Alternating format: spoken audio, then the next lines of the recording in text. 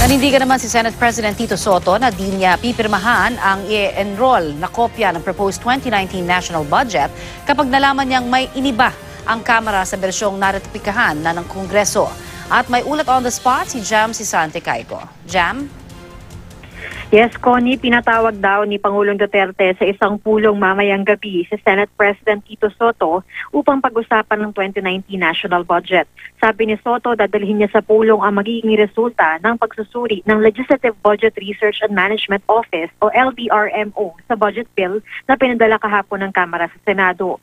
Pinag-aaralan ngayon ng LBRMO kung may nabago ba sa budget bill na pinadala ng Kamara na naratapikahan ng Senado at Kamara noong February 8. Sinabi kahapon ni House Appropriations Committee Chair Rolando Andaya Jr. na idinetalye lang nila ang ilang lump sum allocations para malinaw kung anong distrito mapupunta ang pondo at sino ang magpapatupad ng proyekto. Tingin ni Andaya, walang illegal dito dahil kinawal daw nila ang pagdedetalye lamang na napagkasundo ang halaga sa Bicameral Conference Committee. Pero naniniwala si Soto at ang ibang senador gaya na Senador Panfilo Lacson at Minority Leader Franklin Drilon na labag sa konstitusyon ang paggalaw ng Kamara sa budget matapos itong ratipikahan. Nindigan ang Senate President sa kanyang pahayag na kapag natagpo ang may iniba nga ang Kamara sa berasyong naratapikahan ng Kongreso, hindi niya pipirmahan ang i-enroll na kopya ng budget kaya't hindi rin ito mapapirmahan sa Pangulo. Sinabi kagabi ni Pangulong Duterte na hindi siya lalagda sa anumang illegal na dokumento.